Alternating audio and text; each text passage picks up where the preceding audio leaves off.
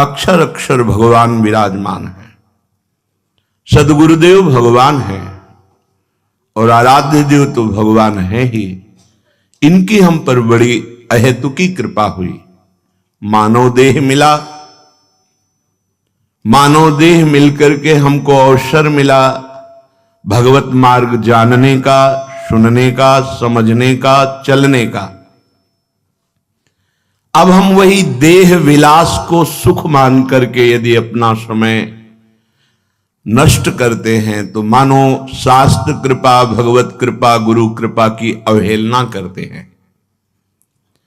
श्रीपाद प्रबोधानंद जी महाराज कृपा करके कह रहे हैं, ये जो तुम्हें शरीर संबंध, रिश्ते नाते, वैभव जो भी प्राप्त हुआ है, ये साधन सामग्री है भगवत प्राप्ति के लिए। यदि इसे अहंकार पूर्वक स्वामित्व भाव ला करके भोगोगे तो ये दुर्गति का कारण बन जाएगी, क्योंकि सब सरकारी है। आपका शरीर, आपके संबंधी, आपकी विषय सामग्री, ये सब भगवत प्राप्ति के लिए मिली है। श्री भगवान ने दिया है आपको। यदि आप अहंकार पूर्वक इसका वर्ताव करते हैं, स्वामित्व भाव रखते हैं, गर्व करते हैं, तो आपका पतन हो जाएगा। अर्थात 83,99,999 योनियों में ये एक महान 84 लाख पूर्ण करने के लिए मानव देह है। ये 84 लाख योनियों में महान है इसलिए इसमें विवेक है। विवेक के द्वारा नवीन साधना करके, पुरुषार्थ करके हम भगवत प्राप्ति कर सकते हैं, और किसी भी योनि में यह सामर्थ्य नहीं है। इसीलिए दुर्लभ देह कही गई। दूसरी दुर्लभता साधु समागम। तीसरी दुर्लभता नाम का परिचय और नाम का जप रुचि पूर्वक, दीर्घ काल तक निष्ठा पूर्वक। तो चौथा परिणाम होगा श्री भगवान की प्राप्ति। पर हमें जहां कुछ भी प्राप्त होता है तो मलिन अंतःकरण होने के कारण हम गर्व कर लेते हैं, अभिमान कर लेते हैं। श्रीपाद कह रहे हैं, कुल धनम विद्या गर्वम पर्वतम्यू दुर्वहम समाधिरूढ़। हा हा कदानु विंध्याद्य वृंदावन माधुरी मूढ़। धिंग धिंग मामति कुमतिम वृंदावन लब्ध चिदघनात्मपि। विडभाण्ड दुरभिमानात् फुल्लो शल्लोकमानादयत्। हे भाई, तुम्हारी मूर्खता देखकर हमारे हृदय से हाय हाय निकल रहा है। हा हा कदानु विंध्याद्यो। हाय हाय, तुम्हें इतना सुंदर अवसर दिया गया भगवत प्राप्ति का, और तुम उसे मन और देह के विलास में व्यतीत कर रहे हो। अरे, इससे तुम परम पद प्राप्त कर लेते हैं। जो मोक्ष चाहते वो मोक्ष मिल जाता। सायुज्य, सामीप्य, सारूप्य, सारिष्ट, एकत्व। जो सिद्धि चाहते वो सिद्धि मिल जाती। भगवत प्रेम चाहते भगवत प्रेम मिल जाता। तत्वबोध चाहते तत्वबोध हो जाता। पर हाय, तुमने मूर्खतावश अपने इस महामहिम मानव देह से पापाचरण कर दिया, अंतःकरण मलिन कर दिया, अपराध कर दिया। हाय हाय, कितना दुर्लभ अवसर तुमने नष्ट कर दिया। और गर्व करते हो इस देह में जो किसी भी क्षण नष्ट हो जाएगी। अभिमान करते हो कुल का, मैं ऊंचे कुल का हूं। अभिमान करते हो धन का, अभिमान करते हो विद्या का। ये बड़े भारी पर्वत है, चकनाचूर हो जाओगे। यह अभिमान रूपी पर्वत जिसके ऊपर गिरा वो चकनाचूर हो गया, नष्ट हो गया। भगवान को अभिमान पसंद नहीं है। ये तमोगुण का स्वरूप आसुरी प्रवृत्ति है, अभिमान। जहां अभिमान है वहां बहुत से दोष प्रकट हो जाते हैं। इस संसार चक्र को घुमाने का मूल धुरा यह अभिमान ही है। बड़ा कष्टदायक है। संस्कृति का मूल है नाना प्रकार के शोक और कष्ट देने का ही इसका स्वरूप है। कृपा पात्र जन इससे बचते हैं। गुरु कृपा प्रसाद से समझ में आने लगता है कि हमारे अंदर कौन सा अभिमान प्रकट हो रहा है और हम उसका मर्दन कर देते हैं गुरु मंत्र और गुरु नाम और प्रदत्त ज्ञान के द्वारा। यदि अभिमान हृदय में है तो भगवत रसिक जी महाराज कह रहे हैं किंचन मात्र भक्ति नहीं आएगी। विद्या रूप महत्व कुल धन जौबन अभिमान षटकंटक देखे जहां राहे न भक्ति निदान। राहे न भक्ति निदान स्वांग सब नगर नारी के विषयन हाथ बिकाए नहीं रिजवन भतार के। भगवत रसिक जी कहते हैं जहां विद्या का अभिमान, रूप का अभिमान, अपना महत्व, कुल का अभिमान, धन का अभिमान, ये सब अभिमान है, वहां भक्ति महारानी उसके हृदय में प्रवेश ही नहीं करती। गर्भ गोविंद ही नहीं भावे, सुनहु राम कर सहज स्वभाऊ, जन अभिमान न राखें काहू। ये संस्कृत मूल शूल प्रद नाना, सकल शोकदायक अभिमाना, ताते करें कृपा निधि दूरी, सेवक पर ममता अति भूरी। प्रभु अपने शरणागत पर बहुत प्यार करते हैं। अगर वो किसी भी तरह का अभिमान करता है तो धूल धूसरित कर देते हैं उसके अभिमान को। फिर जो भगवत विमुख है उनको तो काल रूप से दंड ही देते हैं। ये पहाड़ के समान है, इसे तुम पार नहीं कर सकते हो। इसके पार कराने के लिए समर्थ है शास्त्र वाक्य, सदगुरुदेव के वचन, उनका आश्रय भगवत कृपा, और वो आप पर है। अगर ये अभिमान बना रहा तो स्वांग सब नगर नारी के, नगर नार कहते हैं वैश्या को। जैसे वैश्या श्रृंगार करती पर अपने पति को रिझाने के लिए नहीं, वो पर पुरुष को रिझाने के लिए, ऐसे ही नहीं रिझवन भतार के, हमारे भरतार हैं श्री हरि।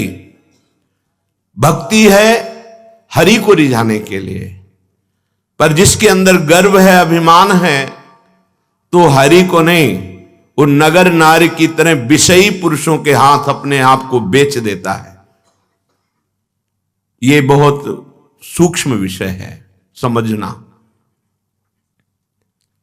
स्वांग सब नगर नारी के विषयीन हाथ बिकाए, विषयीन हाथ बिकाए।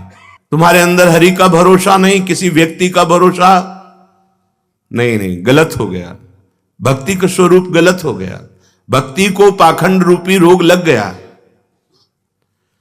संतों का आशीर्वाद पूरे विश्व को होता है, किसी एक व्यक्ति को नहीं। सर्वे भवन्तु सुखिनः, सर्वे सन्तु निरामया। सब सुखी रहें, सब रोग रहित रहें, किसी को कभी किंचन मात्र दुख ना हो, ऐसा संत हृदय होता है, ऐसा भक्त का हृदय होता है। यदि हमारी वासना की जहां पूर्ति होती है उसके लिए हम ऐसा मांगते हैं तो हमारी भक्ति को पाखंड दंभ रूपी रोग लग गया, अन्य आश्रय आ गया, अन्य भरोसा आ गया, कलंकित हो गई भक्ति। वो विषयीन हाथ बिकाए, वो बिक जाएगा, विषयी पुरुष खरीद लेंगे, रुपए से, भोग सामग्री से, व्यवस्था से, मीठी मीठी बातों से। इसलिए कह रहे हैं धिंग धिंग मामति कुमतिम, धिक्कार है, धिक्कार है मेरी कुमति को। इतना बढ़िया अवसर मिला हरि के अनन्य होकर भगवत प्राप्ति के लिए, और हम उसे छोड़ दिए, अन्य आश्रय ले लिया, भोगों का आश्रय ले लिया। नहीं नहीं, ये भोग सामग्री साधना बनाओ, साध्य बनाओ प्रभु को। आज बड़ी उल्टी रीति हो रही है। भोग सामग्री को साध्य बना लिया और उसकी प्राप्ति के लिए साधन कर लिए हरि को साधन बना लिया और साध्य बना लिया भोग सामग्री को। उल्टा हो गया। मंदिर भी जाते हैं, सत्संग भी, साधु समागम भी, पर हमारा लक्ष्य होता है शरीर सुख, इंद्रिय भोग, मनोरंजन। बहुत गलत हो गया। इसको बनाओ साधन और साध्य बनाओ हरि को, जीवन मंगलमय हो जाएगा। नहीं तो कह रहे धिंग धिंग मामति कुमतिम वृंदावन लब्ध चिद घनात्मपि विडभांड दुरभिमानात फुल्लो लसल लोक मानादयत।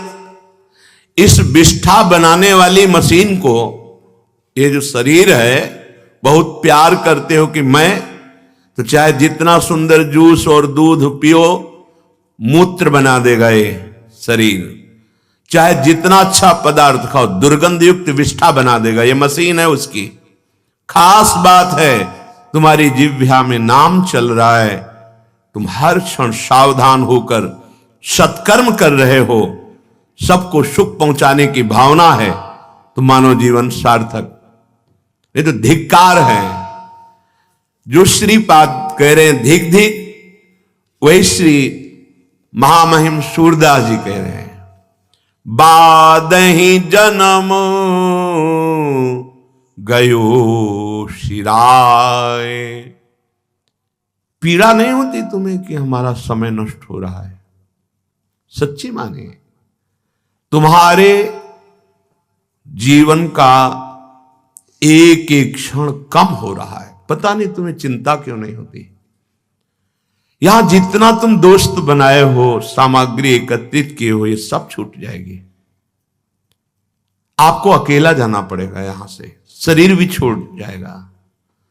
सोचो उस दिन की, सोचो जिस दिन तुम ना चाहते हुए जबरदस्ती शरीर से निकाले जाओगे। उस समय तुम्हारे साथ कौन होगा, उस दिन की याद करो।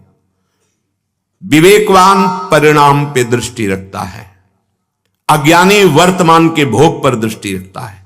विवेकवान कदम रखने के पहले उसका परिणाम देखता है, इसका परिणाम क्या होगा।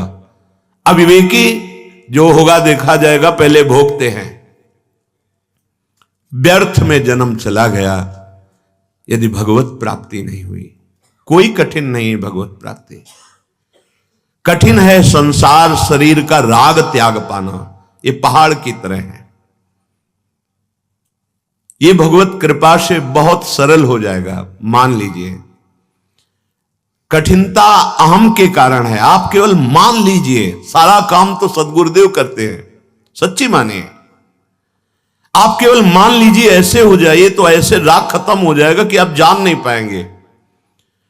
जिन भोगों की लालसा को बड़े बड़े तपस्वी त्याग करना कठिन है, वो सहज निष्ठा जिनकी गुरु चरणों में है, उनको उससे घृणा है, वैराग्य है, उदासीनता है। छोटी छोटी अवस्था के बच्चे वो नहीं जानते वैराग्य किसे कहते हैं, पर उनको गुरु चरणों में निष्ठा है तो उनको ये पता है कि मेरा मार्ग ये है, ये नहीं है, तो मुझे नहीं चाहिए। सच्ची मानिए, ये अहंकार के कारण ही गुरु कृपा, हरि कृपा, शास्त्र कृपा रुकी हुई है। नहीं तो ऐसी बाढ़ है कि बिना प्रयास के आपको बहाकर प्रियालाल के चरणों में पहुंचा देगी। यह हेतु की कृपा है। बादहि जन्म गयो शिराय। चिंता क्यों नहीं होती? बार बार यही प्रश्न इसलिए कर रहे हैं, तुम्हें चिंता नहीं होती? तुम्हारा शरीर छूटने वाला है, किस क्षण पता नहीं है, कब पता नहीं है। तुम्हें भयंकर दंड मिलने वाला है, किस क्षण पता नहीं, कब पता नहीं, क्या पता नहीं।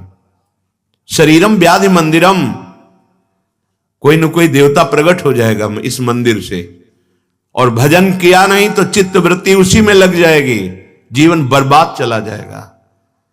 आज आप स्वस्थ हो, जवान हो, मनमानी आचरण करने के लिए उत्सुक हो। अगला समय आने वाला है जो तुम्हारी उत्साह को रौंद करके तुम्हें अधीन कर लेगा। कर्म बहुत बलवान होता है, बहुत बलवान होता है, बिना दंड दिए वो किसी को बख्शता नहीं है। अगर बचा सकते हैं तो एकमात्र श्री हरि बचा सकते हैं, भगवान बचा सकते हैं। दूसरा कोई पुण्य, दान, तीर्थयाटन, तप, इसका अलग फल होगा, लेकिन अशुभ कर्म आपको दंड दे के ही रहेगा। अगर बचना है तो भगवान खुद अपने श्रीमुख से कह रहे हैं, सर्वधर्मान परित्यज्य मामेकम शरणं व्रज तो अहम त्वाम सर्व पापेभ्यो मोक्षयिष्यामि मा शुचः। मैं तुम्हें समस्त पापों से बचा लूंगा, पवित्र कर दूंगा, क्योंकि वो समस्त ब्रह्मांडों के स्वामी हैं, सारे विधान उनके ही बनाए हुए हैं। इसलिए ये हमारा जन्म व्यर्थ ना जाए। हमें तो लगता है कि कभी कभी एकांत में अपना चिंतन करना चाहिए, अपनी जांच करनी चाहिए। मेरे जीवन में क्या हो रहा है, मेरी गति किधर जा रही है, आसुरी प्रवृत्ति में या दैवी संपदा में। मेरे द्वारा आज कितने पाप हुए, अभी तक कितने हुए, आगे मुझे क्या करना है, आगे मुझे क्या प्राप्त करना है, कैसे चलना है, मेरे जीवन का लक्ष्य क्या है। ये पढ़ना चाहिए अपने हृदय को। बहे चले जा रहे हो प्रवाह में, कहां जाना है, क्या कर रहे हो, कुछ पता नहीं, बस बहे चले जा रहे हैं।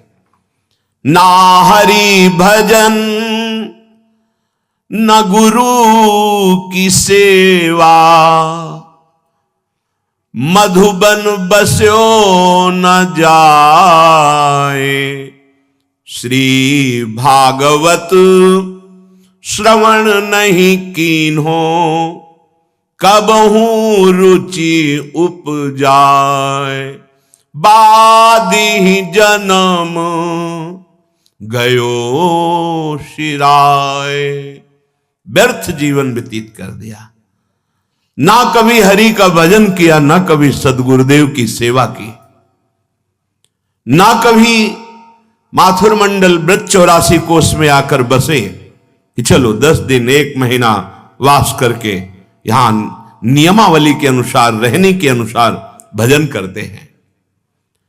ना कभी बैठ करके महाभागवतों के बीच में एकाग्रता पूर्वक उनके मुख से निकले हुए भक्त भागवत चरित्रों का श्रवण, या श्री भगवान की ऐश्वर्य या माधुर्यमयी लीलाओं का श्रवण कभी नहीं किया। कभी रुचि नहीं उत्पन्न की भगवत चर्चा, भगवत प्राप्ति की, तो तुम्हारा जीवन व्यर्थ चला गया। सादर हुए हरि के भक्तन के, कबहू न धोए पाए। रिझे नहीं कबहू गिरिधर को, बिमल बिमल जस गाए। बादी जन्म गयो शिराय। कभी किसी महाभागवत के चरण नहीं धोए जीवन में, कभी उनका चरणामृत पान नहीं किया, कभी गिरधरन प्रभु को रिझाने के लिए कभी कोई चेष्टा नहीं की कि हम उनके यश का गान, नाम कीर्तन, नाम जप, उनके भक्तों का संग, ऐसा नहीं किया। पूरा जीवन व्यर्थ चला गया। प्रेमो सहित पग बांधि घुंघरू, सक्यो न अंग न चाहे। अब की बार मनुष्य देह धरी, कियो न कछु उपाय। बादी जन्म गयो सिराय।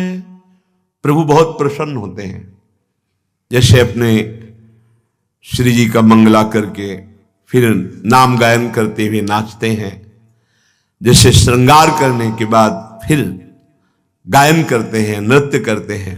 कह रहे धन्य है उसका जीवन जो अपने पैरों में घुंघरू बांध करके प्रभु के सामने नाचता है।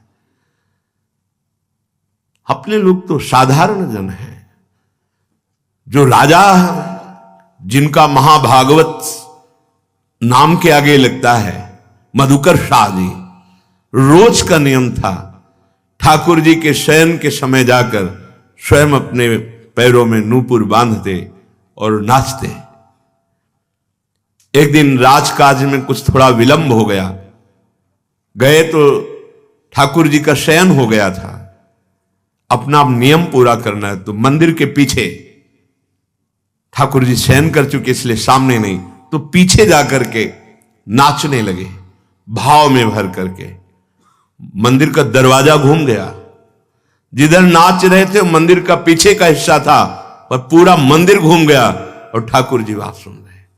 अद्भुत आश्चर्य में कितने ऐसे महाभागवत हुए जो नृत्य के द्वारा भगवान को प्राप्त किया। कोई भी ऐसा भक्त जो नाचा ना हो प्रभु के आगे। यह है जब प्रेम की उमंगन आती है तो गाने का मन करता है, और उमंगन बढ़ती है तो नाचने का मन करता है। कभी नृत्य करता है, कभी गायन करता है, कभी रोता है, कभी हंसता है, वो अपने प्रभु के लिए। प्रभु के लिए नाचना। थोड़ी भी अगर वृत्ति है कि मैं नाच रहा हूं और चार लोग मुझे देख रहे हैं, वो बात दूसरी हो गई। फिर उसके लिए विनोद किया है सेवक जी ने, नाचत अति रसाल ताल न शोभित प्रीत बिनु जन बींधे जंजाल श्री हरिवंश कृपा बिना। जैसे कोई जाल छुड़ा रहा हो, अंदर प्रभु को रिझाने की बात नहीं, प्रीति नहीं, लोक रिझावे के लिए तो लाखों नाचते हैं और सबको बंदर की तरह माया नचा रही है। नट मरकटी सबही नचावत राम खगेश वेद जस गावत। वो भगवान की माया। कोई बिरला ऐसा जो सिर्फ प्रभु के लिए नाचता है। सामने प्रभु हैं, सिर्फ दृष्टि प्रभु पे बलिहार है, पैरों में नूपुर बंधे हैं और नाच रहा है अपने स्वामी के लिए। सदैव तुकाराम जी भगवत धाम गए, विमान आया शास्त्रों के बीच में। बस बात क्या थी, हाँ प्रभु के सामने नाच रहे हैं, गा रहे हैं, बस उनको इतना ही। बड़े बड़े महाभागवतों के जीवन में देखा गया कि नाम संकीर्तन करते हुए भगवान के सामने नृत्य कर रहे हैं। महाभागवत मीरा जी पूरी पूरी रात नाचती थी अपने गिरधर को रिझाने के लिए। प्रेम सहित पग बांधी घुंघरू सक्यो न अंग नचाए। अपने स्वामी के लिए। हमें लगता है कि चाहे 10 मिनट ही सही अपनी कुटिया में दरवाजा बंद करके पर्दा लगा के श्री जी के सामने नृत्य करना चाहे। कोई पद ले लो और उसी पद को गा रहे, कोई संगीत की जरूरत नहीं, ताली संगीत है। अपने प्रभु को फिर आप देखना भाव, रोने का मन होगा, गाते गाते रो पड़ोगे। सामने छवि विराजमान है, भाव करो मेरे प्रिया प्रीतम विराजमान है और नृत्य करो। ये भक्ति के 64 अंगों में एक महान अंग है नृत्य करना। संसार के लिए तो सब नाच रहे हैं बिल्कुल लोक लज्जा का त्याग करके, और प्रभु के लिए लोक लज्जा लगती है। संसार का भाव न रखकर प्रभु के लिए नृत्य करे तो एकमात्र नृत्य ही भगवत प्राप्ति करा देगा। श्रीमद् भागवत के प्रारंभ में ही आता है, श्री सुखदेव जी, नारद जी, प्रहलाद जी, सनकादि, ये बड़े बड़े महापुरुष, कोई करताल, कोई वीणा, कोई मृदंग, कोई भाव भंगियां करते हुए कीर्तन करते हैं और नाचते हैं। ये जो लोग नृत्य की निंदा करते हैं ना कि वैष्णोजन भक्तजन नाचते हैं, ऐसा क्या जाने वो ना तो ब्रह्म स्वरूप में स्थित है और ना वो भगवान की भक्ति के रास्ते को जानते हैं, केवल निंदा स्तुति को जानते हैं। वो मात्र माया के ही बसीभूत होकर ऐसा बोलते हैं। नहीं, औरों की तो बात जाने दो। ज्ञानियों के परम गुरु भगवान शंकर तांडव करते हैं जब गोविंद के चरणारविंद उनके ध्यान में आते हैं। तांडव भगवान, और स्वयं जगत गुरु भगवान श्री कृष्ण जो गीता गायक है, अद्भुत नृत्य कला के आचार्य हैं। आज तक कोई ऐसा नृत्य नहीं किया जैसा लालजू ने किया। कालिया के फणों पर ताल के साथ कालिया के फणों पर जो भारी विष का प्रहार कर रहा है, नाच नाच कर उसके अहंकार को नष्ट कर दिया। दैन्य होकर भगवान की शरण में हो गया। ये जो नहीं जानते ना लोग, उपहास करते हैं, थोड़े थोड़े वीडियो लेकर हर संतों के, और वो उपहास करते हैं कि देखो ये नाच रहे हैं। तो तुम्हारा दुर्भाग्य है, तुम माया में नाच रहे हो, वो गोविंद के लिए नाच रहे हैं, वो कृष्ण बोलकर नाच रहे हैं, राधा बोलकर नाच रहे हैं, तुम संसार में नाच रहे हो। ज्ञानी बनते हो? सनकादि से बढ़कर कोई आज तक ज्ञानी हुआ है क्या? हर समय 5 वर्ष की अवस्था ब्रह्मबोध से छके हुए महापुरुष। सुखदेव जी से बढ़कर वैरागी और ज्ञानी कोई हुआ है क्या? गर्भ से ही नाल छेदन नहीं हुआ, महाराज ने मुख नहीं देखा, अपनी मां को लौट के नहीं देखा। ऐसे वीतराग परमहंस शिरोमणि सुखदेव जी नृत्य करते हैं भाव भंगियों के द्वारा। जब भगवान का नाम कीर्तन ये बड़े बड़े महापुरुष कर रहे होते हैं, कोई ताल बजा रहा है, कोई मृदंग बजा रहा है, कोई झांझ बजा रहा है, कोई नृत्य कर रहा है, कोई भाव भंगियां प्रकट कर रहा है। पता नहीं आज कौन सा ज्ञान दिमाग में आ गया है कि भक्तों की निंदा करना, नाम की निंदा करना, भगवान के साकार श्री विग्रह की जो अर्चा अवतार हैं उनकी निंदा करना, और वो ज्ञानी बनते हैं। और ज्ञान का प्रारंभिक स्वरूप होता है ना किसी की स्तुति, ना किसी की निंदा, सर्वम खलमिदम ब्रह्म की सिद्धि प्राप्त करना। पता नहीं कौन सा शास्त्र है उनका, कौन सा मार्ग है उनका। इन महापुरुषों को देखो जो सृष्टि में सर्वोपरि तत्व को जानने वाले, और भगवान के लिए कैसे भगवान के चरणामृत को परम ज्ञानी बोध संपन्न गुरुओं के गुरु भगवान शिव माथे पे धारण किए हैं। आज भगवान की शिव विग्रह की अर्चना वंदना को अविद्या समझते हैं। बहुत सावधान। कभी कभी अच्छे संग की भावना में कुसंग हो जाता है। हम समझते हैं कि हम साधु संग कर रहे हैं, पर वो कुसंग हो जाता है। स्थूल शरीर में संपूर्ण आसक्ति है, और बात करेंगे निराकार के। बात भी साकार से हो रही है। एक टाइम भूखे नहीं रह सकते, इतना शरीराभिमान है। किसी के द्वारा किया हुआ थोड़ा अपमान नहीं सह सकते। बात करते हैं सर्वोपरि परम तत्व की, और उसका खंडन करते हैं जो अन्य रूपों में वही विराजमान है। पता नहीं चलता कौन सा ज्ञान है। गोस्वामी जी ने इसीलिए बहुत शोध के लिखा है, ब्रह्म ज्ञान बिन नारी नर करें न दूसरी बात, और कौड़ी लागी लोभवश करें विप्र गुरु घात। ऐसा ब्रह्म ज्ञान। कोई कह सकता है कि इनको ब्रह्म ज्ञान की अवहेलना करते, नहीं नहीं, जीवन वही रहा है, उसी से आए हैं, ऐसा ना समझो। सच्चा ब्रह्म ज्ञान यही है, सर्वम खलमिदम ब्रह्म ने नानास्ति किंचन, किंचन मात्र ब्रह्म के सिवा कुछ नहीं है। अब किसकी निंदा करें, किसकी स्तुति करें, किसका नमस्कार करें, किसका तिरस्कार करें? वही है ना। फिर मौन सच्चिदानंद स्वरूप में स्थित, अगर मुखर तो उसी की महामहिमा का वर्णन। पर ऐसा नहीं होता। एक छोटा सा व्यसन नहीं छोड़ सकते। त्रिभुवन का माया का प्रभाव जिसके हृदय में किंचन मात्र नहीं पड़ता, वो ज्ञान मार्ग का अधिकारी होता है। जिसको किसी भी तरह से कहीं भी आसक्ति नहीं है, कहीं भी, न जगत में न भगत में, पक्का वो जहां बड़े बड़े महान बोध संपन्न हुए, वो वहां बहुत ऊंची स्थिति ज्ञान की। आज शरीर आसक्त में बात करते हैं ज्ञान की, इसीलिए नाम जप करो तो बुद्धि शुद्ध हो जाएगी। तब आपको पता चलेगा ज्ञान किसे कहते हैं। अब की बार मनुष्य देह धरी, कियो न कछु उपाय, भव सागर पद अंबुज नौका। भगवान के चरणारविंद ही दृढ़ नौका है। बड़ी बड़ी समस्या है कि किसी भी मार्ग का पथिक जब तक भगवान का आश्रय लेगा नहीं तब तक वो चल ही नहीं सकता। पर भगवान के चरणों के दासत्व को छोड़ करके कौन ऐसा बड़ा योगी, ब्रह्मा जी से बढ़कर कोई योगी है? ब्रह्मा जी से बढ़कर बड़ा कोई तपस्वी है?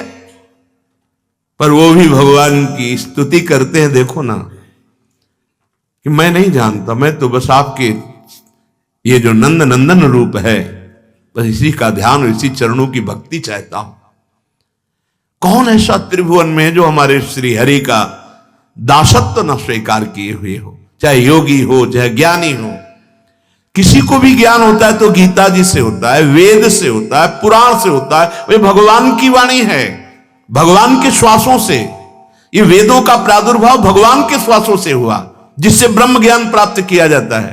पता नहीं जगत गुरु भगवान श्री हरि का अपमान करके उनकी अर्चना, उनकी वंदना, उनके नाम कीर्तन, उनकी नृत्य, उनकी भक्ति का तिरस्कार करके कौन से ज्ञान की सिद्धि होती है, ये मुझे समझ में नहीं आता। तो आप सबसे प्रार्थना है कि जरूरी नहीं है कि वो सत्संग ही हो, जिसमें नाम की, रूप की, लीला की, धाम की अवहेलना हो, ऐसे संग का त्याग कर दीजिए। क्योंकि परम ज्ञानी भगवान शंकर निरंतर नाम जप करते रहते हैं, स्पष्ट आया है वर्णन। भगवान शिव निरंतर भगवान की चर्चा करते रहते हैं। अंबाजी बैठे रहते श्रवण करने के लिए, भगवान शिव सुनाते रहते हैं। सनकादि यही नशा है उनके भी, हरिशरणम हरिशरणम ऐसा जपते रहेंगे और 4 में एक प्रवक्ता बन जाएगा, 3 श्रोता बन जाएंगे जो परम ब्रह्मबोध स्वरूप हैं। इसलिए अपने जीवन को यदि सार्थक करना है तो ऐसी वाणी सुनने से बचना चाहिए।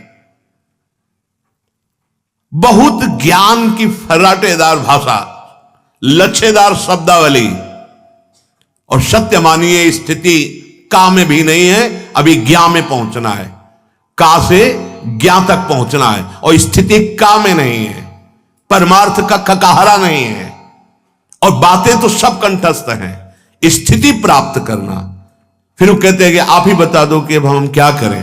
अपना ज्ञान दिखाने के लिए नहीं होता, अपना ज्ञान काम, क्रोध, लोभ, मोह, मद, मत्सर इन पर प्रहार करने के लिए होता है, इन पर विजय प्राप्त करने के लिए होता है। स्थूल सूक्ष्म कारण इन तीनों शरीरों का राग त्याग करने के लिए होता है।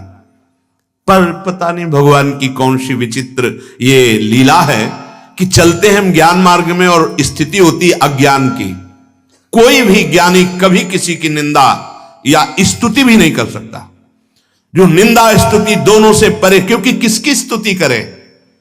उस मैं के सिवा कोई है नहीं। वो मैं उसी में शुद्ध ब्रह्म में स्थित है, न नमस्कार न तिरस्कार। बहुत सुलझा हुआ मार्ग ज्ञान का है, ऐसा नहीं है। अखंडानंद प्राप्त होता है, कैवल्य परम पद प्राप्त होता है। लाखों उस मार्ग में चलकर परम पद को प्राप्त हुए। पर अब सावधान हो जाओ, यह कलिकाल मलायतन मन कर देख विचार। ऐसी मलिनता छाई हुई है अपने अंदर ही कि स्थूल शरीर का राग त्याग पाना, सूक्ष्म शरीर को समझ पाना, कारण शरीर से रहित हो पाना बहुत कठिन है। और यह सब एक क्षण में श्री भगवान जो जगत गुरु हैं वो कर सकते हैं। इसलिए उनका आश्रय, उनके नाम का जप, उनके चरणारविंद की भक्ति, यही हमारे जीवन को अद्भुत सुख प्रदान करेगी। सच्ची मानिए, नहीं तो श्रीपाद कह रहे हैं, धिंग धिंग मामति कुमति वृंदावन लब्ध चित घनात्मपि। धिक्कार है, धिक्कार है। मुझे जो मानव देह मिला तो चिदानंद तत्व की प्राप्ति के लिए मिला। उसे हम धाम नाम रूप लीला में अनुभव करते हैं जो प्रेमी जन हैं। पर हम इस विष्ठा के पात्र शरीर में इतना अभिमान कर बैठे कि इसी में फूले घूम रहे हैं। ठीक है, शरीर मिला है, हंसो खेलो खाओ पियो, पर प्रभु से जुड़ करके, अगर प्रभु से विमुख होकर के ऐसी क्रियाएं हुई तो तुम्हारे जीवन को ये माया ऐसी जगह फंसा देगी ना हंसने लायक रह जाओगे, ना खेलने लायक रह जाओगे। हमारी बात को गंभीरता पूर्वक समझिए। प्रभु से जुड़े हो तो तुम्हारी बुद्धि शुद्ध रहेगी। बुद्धि शुद्ध रहेगी तो सत मार्ग मिलेगा, सत मार्ग मिलेगा तो सत्य की प्राप्ति होगी। बुद्धि अशुद्ध रहेगी, कुमति रहेगी, तो ऐसे आचरण बनेंगे जिन्हें पापाचरण कहते हैं, और वो हमारी दुर्गति करा देंगे। ये माया बहुत प्रचंड बलशालिनी है। इससे बचने का उपाय महाभागवतों ने और स्वयं श्री भगवान ने जगह जगह पर वर्णन किया है। मान लो, प्रार्थना मान लो, ये जितने दिन का जीवन है, जो दुख सुख का प्रारब्ध है उसको भोग लो, और सच्चे भाव से जो सिद्धांत वर्णन किया जा रहा है वैसे चलो तो कृतकृत्य हो जाओगे, पूर्ण काम हो जाओगे। महामहिम परमानंद, प्रेमानंद, अखंडानंद, विज्ञानानंद, जो चाहोगे, जिस रूप में चाहोगे वो आपको प्राप्त हो जाएगा। देवर्षि नारद जी से प्रश्न हुआ, कस्तरति कस्तरति मायाम, इस माया से कौन तरता है, कौन तरता है? तो देवर्षि नारद जी ने उत्तर दिया, यह संगास त्यजति, जो कुसंग का त्याग कर देता है। यो महानुभावम सेवते, जो महापुरुषों का संग करता है। फिर निर्ममो भवति, जो ममता रहित हो गया है। प्रीति करो सबसे, भगवत भाव से करो। ये ममता बाधक है। ममता श्यामा श्याम के चरणों में और श्यामा श्याम की उपस्थिति मानकर जड़ चैतन्य सबसे प्रीति करो, कोई परेशानी नहीं। सब जीवन सो प्रीति, पर रीति निवाहत आपनी। हम ममता युक्त होकर जब व्यवहार करते हैं तो फिर हर्ष और शोक, इन द्वंद्वों को भोगना पड़ता है। पहले इन 3 सूत्रों का वर्णन किया, अब 4 सूत्र उसमें और जोड़ रहे हैं। जैसे पहला है, यह संगास त्यजति, कुसंग का त्याग करे। तो संग किसका करे? यो महानुभावम सेवते, इनकी व्याख्या हो चुकी। फिर कहते निर्ममो भवति, यदि माया से तरना चाहते हो तो ममता रहित होना। ये 3 सूत्र बताए, आगे 4 सूत्र और जोड़ रहे हैं इसमें। यो विविक्त स्थानम सेवते, यो लोकबंध मुन मूलयति, निस्त्रैगुण्यो भवति, और चौथा योगक्षेमम त्यजति। 3 वो सूत्र और 4 ये सूत्र, वो निश्चित भगवत साक्षात्कार कर लेगा, निश्चित जीवन मुक्त हो जाएगा। अगला कह रहे हैं, यो विविक्त स्थानम सेवते। विविक्त स्थान हम बाहर ढूंढते हैं, जहां कोई न हो, शायद उसको विविक्त स्थान कहते हो, ऐसा मन में रहता है, पर ऐसा नहीं है। पूज्य श्री स्वामी राम सुखदास जी महाराज ने, पूज्य श्री भाई जी महाराज और बड़े संतों ने हृदय को एकांत स्थान बताया है। अपनी इंद्रियों को अंतर्मुख करके बाजार में बैठा हुआ अगर भगवत चिंतन कर रहा तो एकांत में है, और बिल्कुल निर्जन स्थान में बैठा हुआ यदि वो विषय चिंतन कर रहा है तो प्रपंची है वो। एकांत जो यो विविक्त स्थानम सेवते, भारी से भारी प्रपंच यहां भरा हुआ है। आप इस संसार के भीड़ भाड़ से हटकर गुफा में, कमरे में, भूधरा में घुस जाइए, पर आप अपने चित्ताकाश को कहां छोड़ेंगे? चित्ताकाश में अनंत सृष्टि विराजमान है। यहां जितना देखा सुना गया सब प्रपंच भरा हुआ है। अगर हम बाहर का एकांत लेते हैं तो बाहर के एकांत होते ही तुम्हारे ऊपर जो शासन होगा काम क्रोध लोभ का, प्रपंच का, तुम घबरा जाओगे। आंतरिक एकांत की प्राप्ति चाहिए हमें। बाहर गुफा आदि में बैठ करके या एकांत कमरे में बंद करके आप देखो अपने को, बहुत प्रपंच अंदर भरा हुआ है, उस प्रपंच से एकांत होना ही एकांत कहा गया है। हां, प्रारंभिक साधक को इस प्रपंच को खाली करने के लिए साधु संग की अत्यंत आवश्यकता है। वो साधु संग रूपी बाड़ में रहे, घेरे पे रहे। अगर साधु संग नहीं है, वो अकेला है, तो लड़ नहीं पाएगा, वो भ्रष्ट हो जाएगा। कहीं ना कहीं वो अपने मार्ग से गिर जाएगा। इसीलिए मति कीरति गति भूति भलाई जब जेहि जतन जहां जेहि पाई सो जानो सत्संग प्रभाव। सत्संग रोज हमारे कमियां हमारे सामने रखता है, रोज हमको प्रपंच से ऊपर उठा रहा है। सत्संग रोज हमको भगवान के नजदीक ले जा रहा है। थोड़ी देर हृदय जलेगा पर परिणाम बहुत अच्छा होगा। अगर साधु संग के घेरे में रहे तो एकांत ही है। विषयी पुरुषों का संग तो पहले ही कह दिया, यह संगास त्यजति यो महानुभावम सेवते। हम साधु संग के घेरे में रहें तो हमें असली एकांत का पता चलेगा। एकांत यहां होता है, सर्वात्मना न विसृजेत बहिरिंद्रियाणि एकश्चरण रहश्चित्त मनंत से। चित्त को अपने आराध्य देव में निरंतर लगाना, यह एकांत सेवन है। शास्त्र सम्मत बात आपको कह रहे हैं। आप एकांत में बैठे हैं लेकिन भगवत चिंतन रहित प्रपंच चिंतन हो रहा है। आप बिल्कुल बाजार में बैठे हैं और आप भीड़ में बैठे हैं लेकिन आपका भगवत चिंतन हो रहा, आप एकांत में हैं। संत सर्वात्मना न विसृजेत बहि इंद्रियाणि, वो अपनी इंद्रियों को खुला नहीं छोड़ता है, वो अंतर्मुख कर लेता है और चित्त मनंत ही से अपने चित्त को आराध्य देव में, ईश्वर में, परमात्मा में लगाता है। वो एकांत कहा जाता है। हां, साधु समागम एकांत ही है। हम 500 हैं लेकिन सबका लक्ष्य श्यामा श्याम है। नाम गुण कीर्तन चर्चा भगवत चर्चा में ही हमारा समय व्यतीत होता है। हम एकांत हैं। जैसे अपने लोग तो बहुत कम संख्या है, 88,000 ऋषि एक साथ रहते थे, जिनके मुखिया शौनक जी 88,000 और सब एकांतिक ऋषि हैं। आप विचार कीजिए 88,000 की भीड़ कितनी होगी। 88,000 वो सब एकांत माने जा रहे हैं। अकेला है पर विषय चिंतन हो रहा है, वो एकांत नहीं है।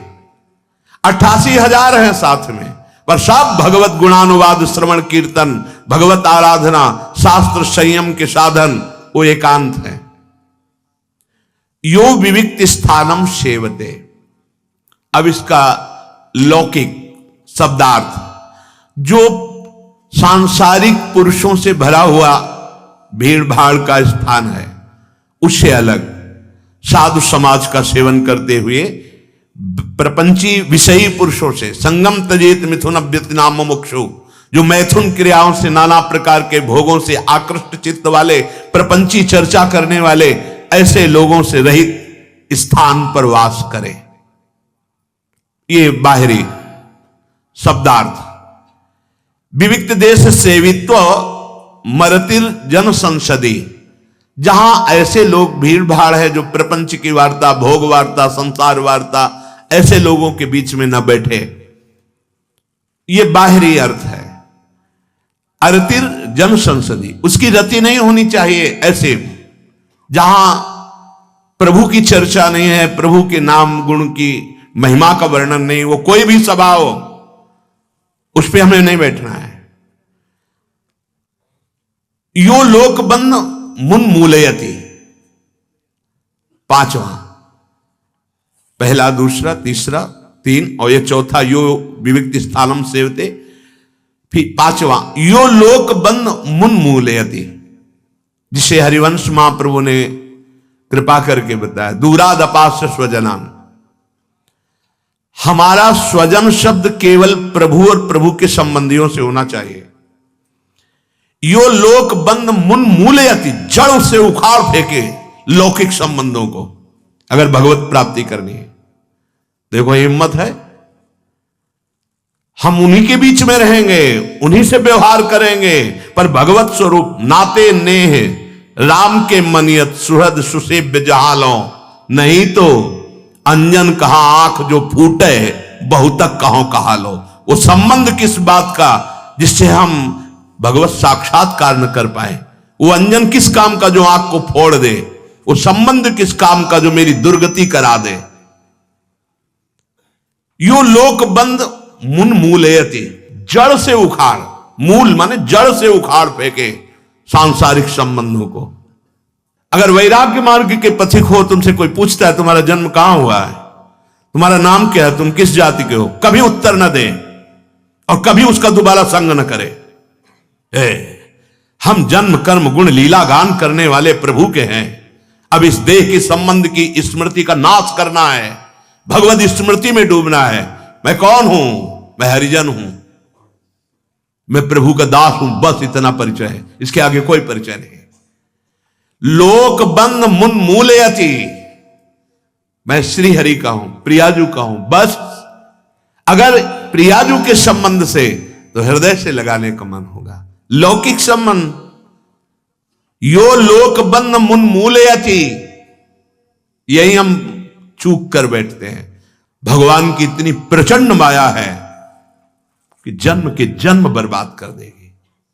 ये जो तुम्हें वैराग्य का मार्ग मिला है, आंख मूंद करके चुपचाप चलते रहो। ये मत देखो कि कौन मेरा है कौन पराया है। यहां या तो सब मेरे हैं और या सब पराये हैं। मेरे तो गिरधर गोपाल, दूसरों न कोई। तो मेरे गिरधर की भावना सब में करके तो ठीक है, नहीं तो दूसरों न कोई।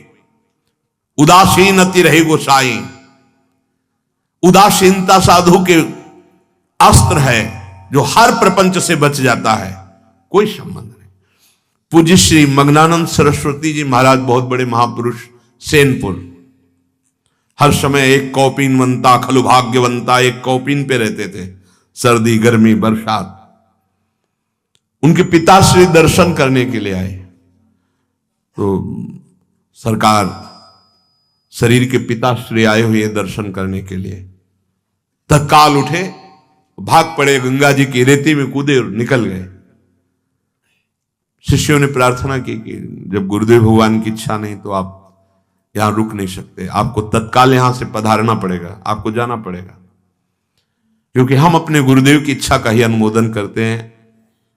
वो चले गए। जब चले गए और वो लौट करके जब आए शाम के, तो पूछा, सरकार वो शरीर के पिताश्री थे, क्या इतना भी अधिकार नहीं कि जन साधारण आके आपके दर्शन करता है? तो वो दर्शन, बोले वो संत नहीं, वो पुत्र मान करके आए थे, यहां कोई किसी का पुत्र नहीं है, इसलिए नहीं। बाहर ही आते हैं, संत मानकर आते हैं, उनका परम मंगल होगा, लेकिन ये पुत्र मान करके आए थे, इसलिए नहीं। बहुत सूक्ष्म विषय है। पूज्य श्री अद्वैताचार्य जी के प्रति जरा सा माता सची का भाव कि हमारे पुत्र को सन्यासी बनाने का बड़ा योगदान अद्वैताचार्य को, तो अंदर से थोड़ा महाप्रभु ने मां के लिए कहा था कि भारी अपराध है, जब तक वो इस अपराध का अद्वैताचार्य से प्रार्थना करके क्षमा याचना नहीं, तब तक। ये बड़ा सूक्ष्म विषय है। हमारा हर संबंध केवल अपने इष्ट देव के प्रति, केवल भगवत संबंध। गृहस्थी में भी अगर हम भगवत भाव से करें तो परमहंस है, गृहस्थी में रहते हुए, और विरक्ति में होते हुए भी अगर यही प्रपंच बना रहा तो प्रपंची है। भेषधारी हरि के उर साले, और भूले तो भूलो तुम जिन भूलो मालाधारी। भगवत रसिक जी कह रहे, वेश धारण करके यदि हम सिद्धांत और रहने से नहीं चलते तो हरि के हृदय में हम कष्ट देने वाले बनते हैं, हम इस वेश और आचार्य की निंदा कराने वाले बनते हैं। इसलिए बहुत होश में, ये भगवत मार्ग है। यो लोक बंद मुन मूलयति, जड़ से उखाड़ फेंके लोक संबंध को। प्रेम का बंधन जब भगवान से हमें जोड़ना है तो सबकी ममता ताग बटोरी, मम पद मन ही बांध बर डोरी। ये लोक बंधन है। लोक बंधन अवश्य तोड़ना है। दूरादपास स्वजनान सुखमर्थ कोटिम, सबका मंगल हो जाएगा। मान लीजिए सबका मंगल हो जाएगा यदि ये बात समझ में आ जाए। प्रायः गलती होती ही रहती है। जहां भगवत संबंध से अलग कोई संबंध माना गया वहीं अपराध बन जाता है। अगर हम लोक संबंध दृढ़ रखेंगे तो ये गलती हो ही जाएगी, पक्का हो जाएगी। काशी में इसलिए उदाहरण देते, सावधान, बहुत सुंदर ब्रह्म ज्ञान की चर्चा करने वाले महापुरुष। अब एक जज भी उसमें आते थे तो उन्होंने एक दिन प्रार्थना की, महाराज आपका सत्संग सुनकर मुझे वैराग्य हो रहा है और मैं संन्यास लूंगा, पर एक बेटी है उसका ब्याह हो जाए। अगर कोई लड़का नजर में आवे तो ये फंसा लेते गृहस्थ लोग। तो कहा कि कहीं भटकने की जरूरत नहीं है, हमारा छोटा भाई है, देख लो। अरे बोले महाराज फिर तो क्या, आपका भाई, अब देखना क्या है। बच्ची भी तैयार हो गई, ब्याह भी हो गया। साल नहीं पूरा हुआ, भाई अंतर ध्यान हो गए, क्योंकि जिस समय जिसको जहां जाना है अब पूरा भार। अब उस लड़की ने कहा महाराज आपके कथनानुसार, और अब मार्ग बदल गया, लोक बंधन दृढ़ हो गया, परमार्थ से भ्रष्ट हो गया। एक नहीं सैकड़ों चूक हो करके इस मार्ग से गिर जाते हैं। अगर लोक बंधन बना रहा तो हमारा संबंध केवल भगवत संबंध से हो, जैसे सब दूसरे भगवत अनुराग के मार्ग में चलते हैं, ऐसे लाखों कोई भी, चाहे वो इस शरीर से संबंधित हो चाहे बाहर हो, अगर श्री जी के लिए तो मार्ग है, और अगर श्री जी का नहीं तो हमारा कोई परिचय नहीं, हम जानते नहीं। लोक बंध मुन मूलयति, ये गृहस्थी में आपको कठिन लगेगा, लेकिन आप सही पूछो तो गृहस्थी से ज्यादा कठिन विरक्ति के लिए है। हम बाहरी संबंधों में इतनी प्रीता कर लेते हैं कि जितना आप घर में संबंध नहीं दृढ़ कर पाते होगे उतना बाहर हो जाता है। बहुत विचित्र खेल है, बहुत विचित्र खेल है। ऐसे करके निकला जाता है, ऐसे करके यहां से कोई निकल ही नहीं सकता, पक्की बात समझ लो। जहां आप कटु वचन बोलकर तिरस्कार करोगे उसी सूत्र में माया आएगी और आपको ऐसा वहीं गिरा देगी। इसलिए शिव बिरंच का मोह को है बपुराण। बहुत झुक के महाप्रभु चैतन्य देव ऐसे नहीं बोल रहे, तृणादपि सुनीचेन तरोरियु सहिष्णुना। हमारा मार्ग है कि हम माताओं बहनों की तरफ भगवत भाव से उनके चरणों में प्रणाम करें, गंदी दृष्टि से ना देखें, ना कि अभिमान भरी दृष्टि से कि नहीं ऐसा नहीं, अभिमान भरी दृष्टि से कभी। पूज्य श्री बाबा गिरिराज वाले पंडित गया प्रसाद जी, नियम था माताओं बहनों को नहीं प्रवेश है, नहीं देखना है। बाबा के पुत्र थे, बाबा की पत्नी थी, 40 वर्ष बाद वैराग्य धारण करके बाबा गिरिराज जी में रहे, और जब पुत्री आती थी तो वो गले लग जाती थी। तो लोगों ने प्रश्न किया कि ऐसा क्यों? तो बोले हम केवल अपनी इंद्रियों को बचाने की शिक्षा साधकों के लिए। अब ये पुत्री भाव से आई, गले से लग गई वो बात।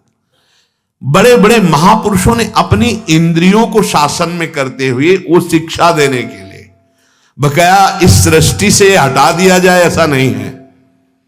सबसे ज्यादा यहां सुधार की आवश्यकता होती है। अगर यहां सुधार नहीं हुआ तो बाहर की ब्रेकें नहीं रोक पाएंगी, नहीं रोक पाएगी। पक्का समझो, इसी मार्ग में चलकर बता रहे हैं। हमको यहां सुधार करना है, बाहर नहीं। यहां सुधर गया तो बाहर सब ठीक है। लोक बंध मुन मूलयति, देवर्षि नारद जी कहते हैं। शिष्य का तात्पर्य होता है भगवत प्राप्ति का जिज्ञासु। तो बस उपदेश दे दिया, भगवत मार्ग बता दिया, और स्नेह इतना भी नहीं। पक्का समझो, गुरु निरपेक्ष और शिष्य आसक्त गुरु पे, ऐसा सिद्धांत बताया गया है। गुरु निरपेक्ष है क्योंकि उसका स्वरूप यही, तभी वो गुरु है। निरपेक्षम मुनिम शांतम निर्वैरम समदर्शनम, ये गुरु का स्वरूप है। भगवान ऐसे महापुरुष के पीछे चरण रज लेने के लिए पहला शब्द है निरपेक्ष। शिष्य गुरुदेव में आसक्त, ध्यान मूलम गुरु मूर्ति, पूजा मूलम गुरु पदम, मंत्र मूलम गुरु वाक्यम, मोक्ष मूलम गुरु कृपा, और गुरुदेव निरपेक्ष। ये जीवन भर ध्यान रखना है। जो पुत्र से बंधन होना था उससे ज्यादा शिष्य से बंधन हो जाएगा।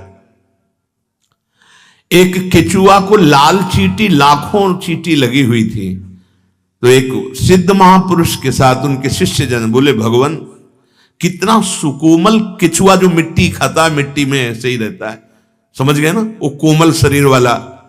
बोले कितना इसको कष्ट हो रहा होगा, ये लाल चींटियां, लाल चींटी जैसे काट ले तो दाग पड़ जाता है, बहुत जोर का कष्ट होता है उससे। तो उन्होंने कहा ये गुरुदेव हैं जो केचुआ हैं और ये शिष्य हैं, ये शिष्य हैं। सिद्ध पुरुष ने बताया, हरई शिष्य धम शोक न हरई, सो गुरु घोर नरक मा परई। ये खिलवाड़ नहीं है, ये केवल भगवत प्राप्ति के लिए संबंध है। नाम मंत्र का उपदेश, सतमार्ग का उपदेश और निरपेक्ष। अब भगवत कृपा से सब चल रहा है, संपूर्ण सृष्टि भगवत कृपा से चल रही, तो साधु का तो सब चलता ही। भगवत कृपा, चाह मिटी, चिंता मिटी, मनुआ बेपरवाह, गुरु का स्वरूप। तब लग जोगी जगत गुरु, जब लग रहा है निराश, और जब आशा मन में वही तो जग गुरु और जोगी दास। आशा रहितम नैराश्यम परमम सुखम, आशा ही परमम दुखम। यो लोक बंध मुन्मूलयति, जड़ से उखाड़ फेंके लोक बंधन को। सच्ची महापुरुषों को ऐसा ही पाया गया, किंचन मात्र अपेक्षा नहीं, निरपेक्षता का मूर्तिमान स्वरूप।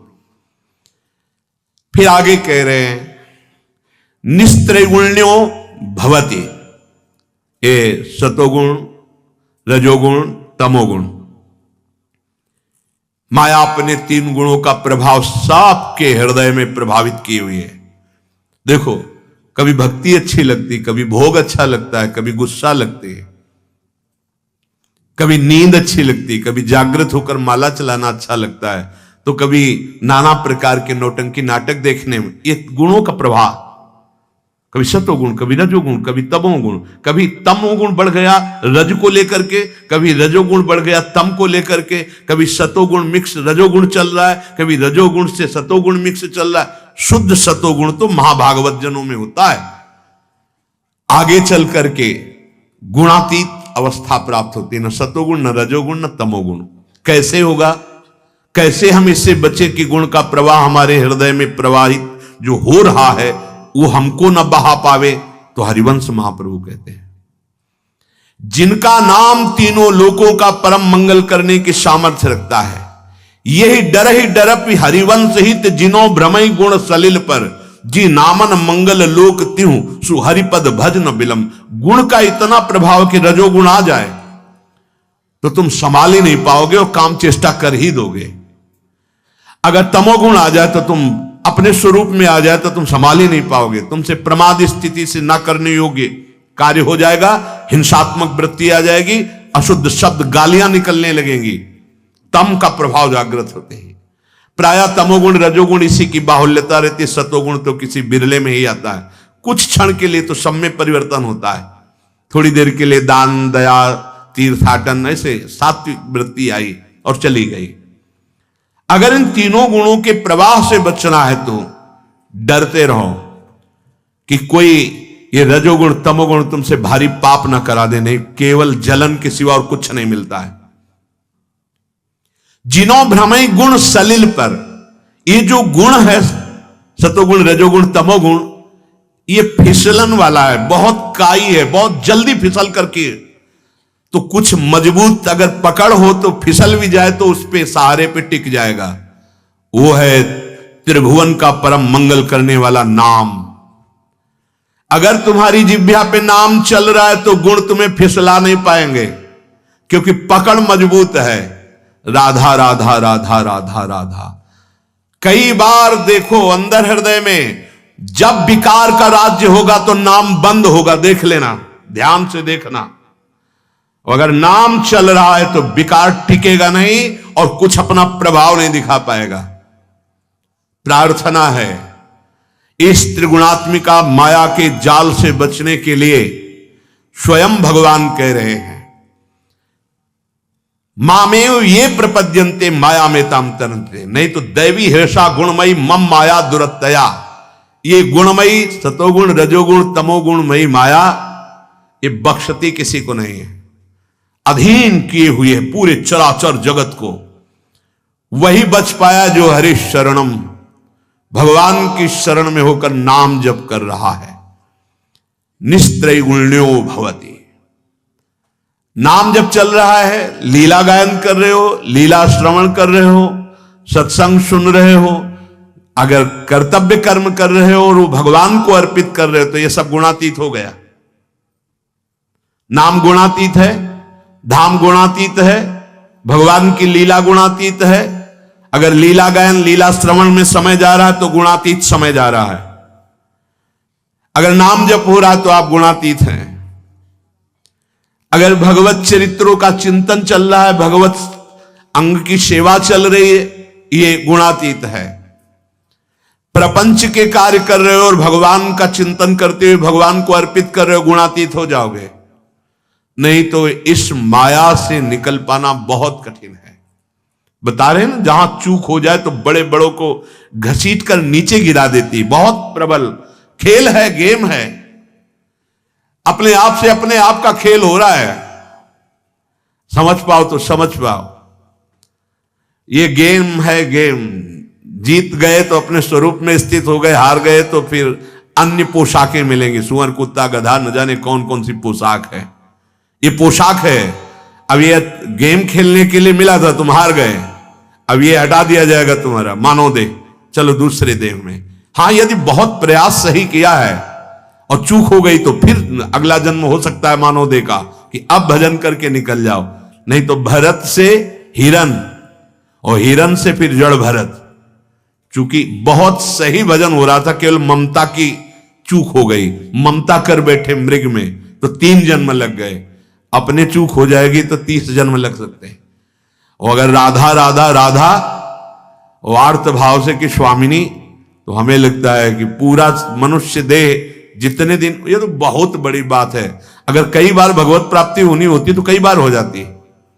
हमारी प्रार्थना मान लीजिए, राधा नाम जिह्वा पे चल रहा है और अपने कर्मों को प्रभु को समर्पित कर रहे हो तो चिंता मत करना, इसी जन्म में भगवत प्राप्ति हो जाएगी। भगवत प्राप्ति कोई ऐसा विषय तो है नहीं कि तुम रति करो भोगों में, नाना प्रकार के प्रपंच के कार्यों में, और तुम्हें त्रिगुणातीत स्थिति प्राप्त हो जाए। भैया मन लगाना पड़ेगा।